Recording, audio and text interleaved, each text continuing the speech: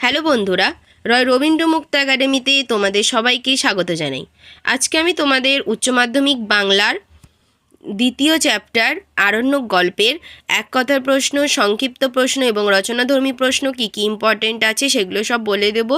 তো তোমরা কেউ ভিডিওটা স্কিপ করো না, ভিডিওটা একদম শেষ পর্যন্ত দেখো। তাহলে চলো আজকে ভিডিওটা তাহলে শুরু করি। প্রথমে আছে এক কথার প্রশ্ন। একের দাগে ভানুমতির গায়ের রং কেমন? দুয়ের দাগে লেখক কখন বিদায় লইবেন? তিনের দাগে আছে চিঠিটা কতদিন আগে এসেছিল? চারের দাগে আছে কে অত্যন্ত চাখর? এবং পাঁচের দাগে আছে অনুমতিদের মহিষটাকে ধরে নিয়ে গিয়েছিল কেন?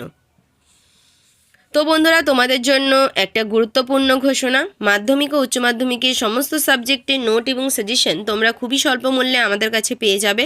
তার জন্য আমাদের অফিসিয়াল নম্বর 9088283819 অথবা 8478037242 এই নম্বরে যোগাযোগ করতে পারো, সরাসরি কল করতে পারো অথবা আমাদেরকে হোয়াটসঅ্যাপে SMS-ও করতে পারো। চল তারপরে আসছে সংক্ষিপ্ত প্রশ্ন। একের দাগে আছে আমার জ্যাঠামশাই একটি মহিষ এনেছিলেন, মহিষটির বর্ণনা দাও। দুয়ের দাগে আছে কৃষ্ণপক্ষের তৃতীয়া তিথি রাত্রে লেখক কী দেখেছিলেন? তিনের দাগে আছে ভানুমতি এক কাণ্ড করিল, ভানুমতি কে, সে কী কাণ্ড করেছিল? চারের দাগে আছে একদিন ফাঁদ পেতেছিল, ধরা পড়ল না, কে ফাঁদ পেতেছিল, কি ধরা পড়ল না?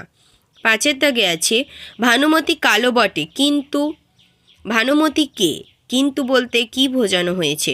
তারপরে আসছে রচনাধর্মী প্রশ্ন।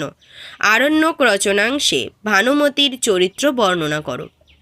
দুয়ের দাগে আছে ভানুমতির বাড়িতে অতিথিদের কোনো ত্রুটি হয় না, ভানুমতির বাড়িতে অতিথিদের পরিচয় দাও।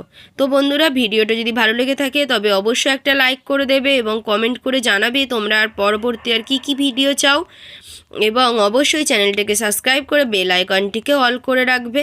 তো আজকে ভিডিওটা এই পর্যন্ত, দেখা হচ্ছে পরের আরেকটা ভিডিওতে।